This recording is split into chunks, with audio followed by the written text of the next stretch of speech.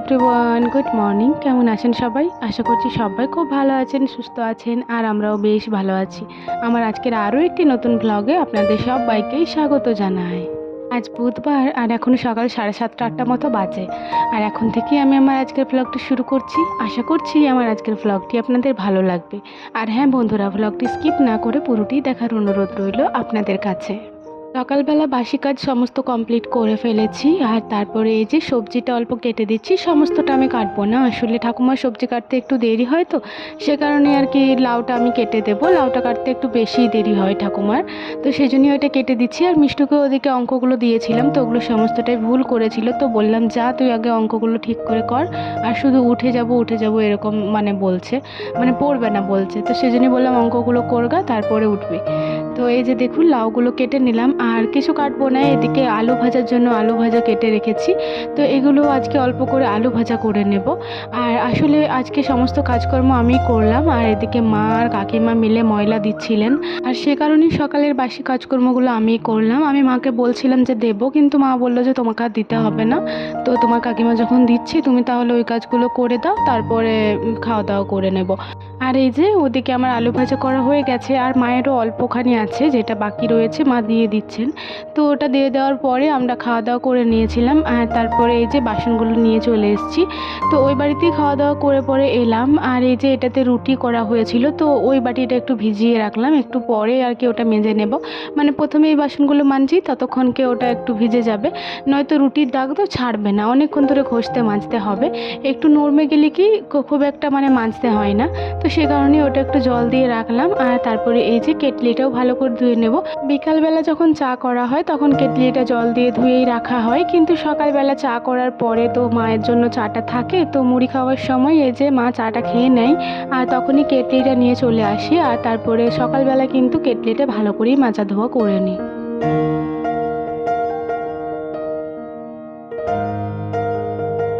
আজকে আর call pump করে বাসনগুলো ধুবো না, এই পাইপের জলেই ধুয়ে নেব। তো সেজন্য এই যে পাম্পটা চালিয়ে দিলাম। আসলে এতগুলো বাসন রয়েছে, কল পাম্প করে ধুতে প্রচণ্ডই অসুবিধা হবে, তো সেই জন্যই পাম্পটা চালিয়ে দিলাম। আর এবারে এক এক করে সমস্ত বাসনগুলো ধুয়ে নেব।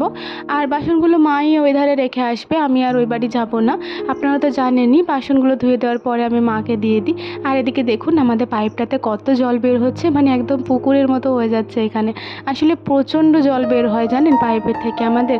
তো এই যে বাসনগুলো ধোয়া হয়ে গেছে, এগুলো মাকে দিয়ে দিলাম। আর তারপর জামাটাও প্রায় ভিজেই গেছে আমার, তো সেই জন্যই ভাবলাম স্নানটা করেই চলে আসি। তো এই যে স্নান করে চলে এসেছি। প্রথমে ভাবলাম খয়েরি নাইটিটা পরবো, তারপরে ভাবলাম যে না, পুরনো যে আর একটা হলুদ নাইটি আছে ওটাই না হয় পরি। তো এই গরমে অনেকবার করে নাইটি চেঞ্জ করতে হচ্ছে, আর ওই খয়েরি নাইটিটা প্রচণ্ড গরম লাগে পরলে। আসলে ওটা পিঠটা পুরোটা ভর্তি, আর ওটা একটু মোটাও বটে, তো সেই জন্যই এই পুরনো নাইটিটা বের করলাম। এটা আসলে একটু পাতলা মতো নাইটিটা, তো এটা পরলে খুব একটা গরম লাগেনি। তবে হ্যাঁ, আজকে যা পরিমাণে গরম পড়েছিল সেদিকে যাই পরে থাকছি না কেন প্রচণ্ড পরিমাণে গরম লাগছে। তো এই যে সিঁদুরটা একটু মাথায় ঠেকিয়ে নিলাম, চুলটা স্নানের আগেই আঁচড়িয়ে নিয়েছিলাম। আর তারপরে ঠাকুরকে প্রণাম করে নিলাম। আজকের দিনটা ধূপ দেবো না, কাল থেকে দেব। আর এদিকে তারপর ঘরের মধ্যে জবটা করে নেব, যেহেতু বাইরে রোদ রয়েছে, আর এমনিতেও আমি বাইরে বসেই জব করতে পারবো না এখন, তো সেই জন্যই এই যে ঘরের মধ্যে জবটা করে নিচ্ছি।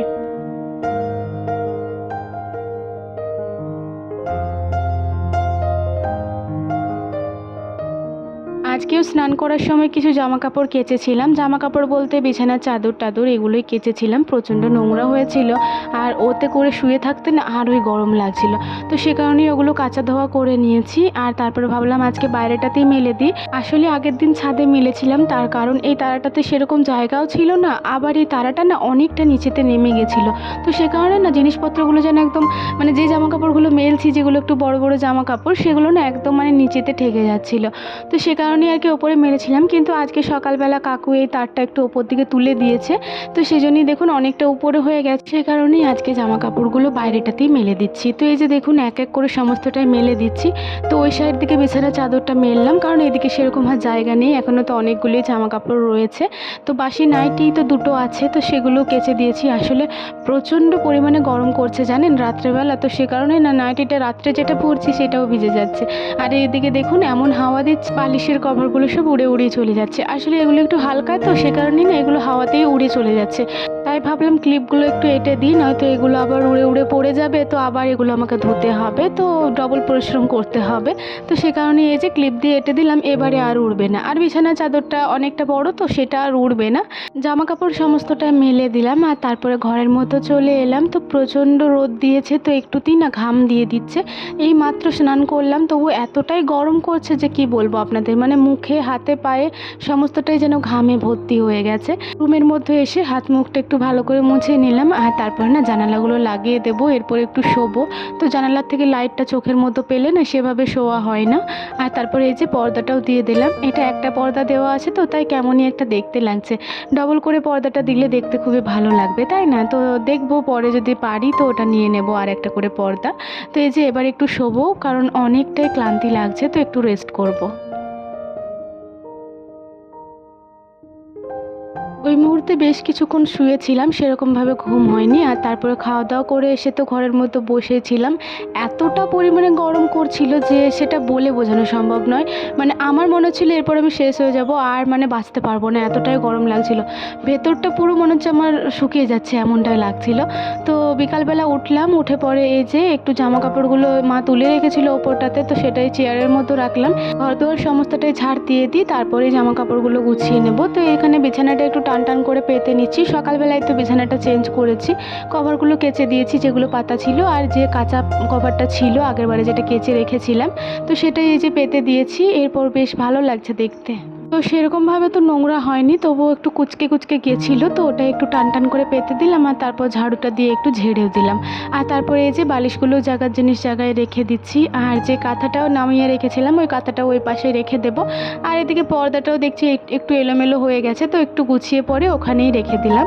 আর তারপরে না যে ক্লিপগুলো এঁটেছিলাম সকালবেলা যে জামা কাপড়গুলোতে, তো সেগুলো আর কি মা তুলে পরে এখানেই নামিয়ে রেখেছে, তো সেগুলো একটু ভালো করে গুছিয়ে এই ফ্রিজের ওপরটাতেই রেখে দিলাম। আর ফ্রিজের ওপরের কভারটাও দেখুন চেঞ্জ করে দিয়েছি, তো এরপর দেখতেও ভালো লাগছে। আর ওটা বলুন তো ধুলো হয়ে যাচ্ছে অনেক, তো ওটা আবার কয়েকদিন পরে পাতবো, এখন কয়েকদিন এটাই থাক। বিছানার চাদরটার সাথে সাথে ওই ফ্রিজের কভারটাও আর কি চেঞ্জ করে দিলাম। আর তারপরে যে দেখুন ঘর দুয়ার ভালো করে ঝাড় দিয়ে নিচ্ছি। আর আমার চেয়ারটা একটু ইগনোর করবেন, কারণ চেয়ারটার উপরে সমস্ত জামা কাপড়গুলো রয়েছে, তো ওগুলো আর কি ঘর দুয়ার ঝাড় দিয়ে দিই তারপরেই গোছাবো, নয়তো আবার ওগুলো গোছাতে গেলে ঘামেই ভিজে যাব আমি, অনেক গরম করছে। আমার আজকের ভিডিওটি এতদূর পর্যন্ত যারা যারা দেখলেন তাদেরকে আমার অসংখ্য ধন্যবাদ আর অনেক অনেক ভালোবাসা। আপনি বা আপনারা যদি আমার এই ভিডিওটি এতদূর পর্যন্ত দেখে থাকেন তাহলে অবশ্যই একটি লাইক করে দেবেন এবং কমেন্ট করে জানাতে ভুলবেন না যে ভিডিওটি আপনাদের কেমন লাগলো। আমার ঘরটা ঝাড় দিয়ে দিলাম আর তারপরে ওই ঝাঁটাটা ঘরের মধ্যে রেখে দিলাম। আপনারা তো জানেনই বারান্দাটা খাড়ির ছাঁটাই করে ঝাড় দিই, মানে নারকোল কাঠির ছাঁটাই করে। তো বারান্দার মধ্যেই মিষ্টু ব্যাগটাও নামিয়ে রেখেছিল, তো ওটা মিষ্টুর ব্যাগের জায়গাতে রেখে দিলাম, মানে ওখানে একটা পেরেক পোতা আছে, ওই পেরেকটার ওপরেই ঝুলিয়ে দিলাম। আর তারপরে এই যে দেখুন ঘর দুয়ারটা ঝাড় দিয়ে নিচ্ছি। তো এই খাড়ির ঝাঁটাটা না অনেক মানে শক্ত হয়ে গেছে, মানে এরপর আর নরম নেই, তো ঝাড় দিতে একটু অসুবিধা হচ্ছে। আর একটা নতুন ঝাঁটা অবশ্য ঘরের মধ্যে রয়েছে, তো এটা আর কিছুদিন যাক, তারপরে ওটা বের করব। আর এখানে যে বস্তাটা ছিল, তো ওই বস্তাটা একটু তুলে নিলাম আর তারপর ঝেড়ে দিলাম, আর ওখানটা ঝাড় দেওয়ার পরেই ওটা পেতে দিলাম। এটা আর কি পা পোছার জন্য, যে জল কাদা হলে তখন তো একটু অসুবিধা হয়, নয়তো সেরকমভাবে পা পোছার কোনো দরকার নেই। তো তারপরে সিঁড়িগুলো এবার ঝাড় দিয়ে নিচ্ছি। আর কয়েকদিন ধরেই হলো যে উঠানটা সেভাবে ঝাড় দেওয়া হয়নি, মানে ঝড় দিচ্ছিল, তো তো উঠান তো পরিষ্কারই রয়েছে, আবার বৃষ্টি পড়ছিল, তো কীভাবে উঠানটা ঝাড় দেবো, তো সে কারণেই না কয়েকদিন ধরেই ঝাড় দেওয়া হয়নি। তবে আজকে ভাবলাম যে একটু ঝাড়টা দিয়ে দেবো, কিন্তু তার আগে একটু জল ছড়িয়ে নিতে হবে, কারণ উঠানটাও প্রচণ্ড শক্ত হয়ে গেছে। আর যে গোবরটা দেওয়া ছিল, মানে যে গোবরটা লেপা ছিল, ওটা তো সবটাই জলে ধুয়ে নিয়ে চলে গেছে, তো একটু জল না ছড়ালে না সমস্ত বালিগুলো উঠেই যাবে। তো সেই কারণে একটু জল ছড়িয়ে দিলাম। মাকে অবশ্য বললাম যে মা একটু উঠানটা লিপে দেবেন, তো মা বললো যে হ্যাঁ দাঁড়াও দেখছি, তো বৃষ্টি পড়ছে তো যদি আবার লিপি আবার যদি জলে ধুয়ে দেয়, সে কারণে লিপিনি, তো দেখছি দাঁড়াও 2 দিন পরে লিপে দেবো, এটাই বললো। তো মা ওদিকে ও যে ময়লাগুলো পাকিয়েছিলেন সকালবেলা, তো ওই ময়লাগুলোই কুড়িয়ে ওই বাড়িতে রেখে আসছিলেন, আর এদিকে আমি ঝাড়টা দিয়ে দিচ্ছিলাম। বন্ধুরা, আজকে সকাল থেকে তো গরম পড়েই ছিল, আর বিকালবেলা থেকে এতটাই পরিমাণে গরম লাগছিল যেটা আপনাদেরকে বলে বোঝানো সম্ভব নয়। মানে আমার এতটাই কষ্ট হচ্ছিল, মনে হচ্ছিল ভেতরটা আমার হাঁকপাক করছে। তো প্রচণ্ড পরিমাণে কষ্ট হচ্ছিল জানেন। তো বিকাল থেকে তো আমি আর ঘরের মধ্যে ঢুকতেই পারিনি। কোনো রকমে ওই বাড়িতে চাটা করে এসেছিলাম, আর তারপরে ছাদের মধ্যে চলে গেছিলাম। তো ছাদেও সেরকমভাবে হাওয়া দেয়নি, তবে মানে ঘরের তুলনায় একটু মতো ঠান্ডা লাগছিল। তো আজকে আমি প্রায় 2 থেকে 3 বার স্নান করেছি। জানি না আমার আবার ঠান্ডা লেগে যাবে কি না, কিন্তু তবুও মানে এত গরম না, আমি একদমই থাকতে পারছিলাম না। মানে আমার ভেতরের মাংসটাও মনে হচ্ছে আমার শুকিয়ে যাচ্ছে, মানে আমার শরীরের যে মাংসটা, ভেতরের মাংসটাও গরম হয়ে যাচ্ছে। তো এতটাই গরম লাগছিল, প্রচণ্ড পরিমাণে কষ্ট পেয়েছি। এরকম যদি গরম 3-4 দিন পরে তাহলে মনে হয় আমি শেষই হয়ে যাব, সত্যি কথা। দেখুন গরম গরম করতে করতে এখানে আমার ঝাড় দেওয়াটা হয়ে গেছে, আর তারপরে না নোংরাগুলো এই বালতিটার মধ্যে কুড়িয়ে দিয়েছি। কয়দিন তো ঝাড় দেওয়া হয়নি, অনেক খড় টড় উড়ে চলে এসছে, সে কারণে দেখুন বালতিটাও ভর্তি হয়ে গেছে। আর ঝাঁটাটা তো এখন আর ধোবো না, সকালবেলাতেই ঝাঁটাটা ধুয়ে থাকি। তো ঝাঁটাটা ঘরের মতো রেখে দিলাম, এরপরে আমি স্নানটা করে আসি, কারণ এত গরমে আমি আর থাকতে পারছি না। আপনাদেরকে তো বললামই আজকে প্রায় 2 থেকে 3 বার আমি স্নান করেছি। তো স্নান টান করে চলে এলাম, আর নাইটিটার হাতাগুলো না প্রচণ্ড টাইট লাগছিল, সে কারণেই হাতাগুলো খুলে দিয়েছি। হাতগুলো বেশি টাইট হয়ে বসে থাকলে না যেন গরমটা আরোই বেশি লাগছে, তো সেজন্যই খুলে দিলাম হাতার যে সুতোটা দেওয়া ছিল। আর এতে করে একটু হলেও গরমটা কম লাগছে। তবে হ্যাঁ, এত পরিমাণে গরম কিছুতেই কমবে না জানেন। এই যে জামা কাপড় গোছাতে গোছাতে এত ঘাম দিয়ে দিয়েছিল আমার, আর এতটাই কষ্ট লাগছিল যেটা মানে বলে বোঝানো সম্ভব নয়। এটাই আমি বারবার বলবো। আপনাদের ওদিকে যে কেমন গরম পড়েছে অবশ্যই কমেন্ট করে জানাবেন। আপনাদের ওদিকেও কি এইরকমই গরম পড়েছে? সত্যি বলতে আজকে কাজ করার একদমই ইচ্ছা নেই, কিন্তু তবুও এই জিনিসগুলো এলোমেলো হয়ে থাকলে না একদমই ভালো লাগে না, সে কারণেই আর কি করতে হচ্ছে। কারণ এলোমেলো জিনিস দেখতে যেন আরোই বিরক্ত লাগে, তখন যেন মনে হয় কষ্টটা আরোই বেড়ে যাচ্ছে। সে কারণেই কোনো রকমে মানে এই কাজগুলো কমপ্লিট করছি। আর যে বিছানার চাদরটা পাতা ছিল ওটা এই যে আজকেই কেচে দিয়েছি চেঞ্জ করে নেওয়ার পরেই। তো ওটা এবারে গুছিয়ে রেখে দেবো, আবার যখন যেটা পেতেছি নোংরা হবে ওটা, তখন আবার এটা পরিয়ে নেব। আসলে সব দিন না বিছানা চাদর চেঞ্জ করি না, মিনিমাম 10-15 দিন পর পর বিছানার চাদরটা চেঞ্জ করি। সেরকমভাবে তো বিছানার চাদরটা নোংরা হয় না, মানে বাচ্চা কাচ্চা তো সেরকম নেই কেউ, মিষ্টু আছে। তবে আমি থাকলে মিষ্টু একদমই নোংরা করবে না, আমি না থাকলে তখন বরঞ্চ একটু নোংরা করে দেয়, কিন্তু আমি থাকলে একদমই নোংরা করবে না। তো সে কারণেই আর কি সেরকমভাবে নোংরা হয় না। আর আপনারাই বলুন, 3-4 দিন পর পর বিছানার চাদর চেঞ্জ করাটা একদমই সম্ভব নয় আমাদের পক্ষে। তো মিনিমাম 10-15 দিন পর যতদিন মানে চলে ততদিন বিছানার চাদরটা রাখি, তারপরে আবার ওটা কাচা ধোয়া করে নিই। আর তারপর দেখুন এই বাস্কেটটার মধ্যে না কয়েকটা শীতের নাইটিও ছিল, যেগুলো আর কি বের করে দিচ্ছি, কারণ বাস্কেটটা একদম ভর্তি হয়ে যাচ্ছে। আর যে জিনিসগুলো আলমারির মধ্যে রাখতে হবে সেগুলো আলমারির মধ্যেও রেখে দেবো, তো সেগুলো আলাদা করে রেখে দিলাম। ওই যে শীতের নাইটিগুলো সেটাও আলমারির মধ্যেও রেখে দেবো। আসলে বাস্কেটটা শুধু শুধু ভর্তি হচ্ছে, অনেক টাইট হয়ে যাচ্ছে লাগানোর সময়, সেই জন্যই আর কি ওগুলো বের করে দিলাম। আর তারপরে এই যে আলমারিটা খুলে যে জিনিসগুলো আলমারিতে রাখার সেগুলো আলমারির মধ্যে রেখে দেবো। বন্ধুরা, এই প্রচণ্ড গরমে আমি আপনাদেরকে একটা অ্যাডভাইস দিতেই পারি যে একটু বেশি বেশি করে জল খাবেন। সত্যি বলতে আমিও অনেক বেশি বেশি করেই জল খাচ্ছি, সে কারণেই হয়তো একটু হলেও সুস্থ আছি, নয়তো আমিও এতদিনকে অসুস্থ হয়ে পড়তাম। কারণ গরমকাল এলেই না আমার প্রেশার কমে যায়, আমার প্রেশার খুবই লো। তো সে কারণেই আর কি একটু বেশি করে জল খাবেন, অবশ্যই নুন জলটা খাবেন যাদের প্রেশারটা লো আছে, তো ওটা অবশ্যই করবেন।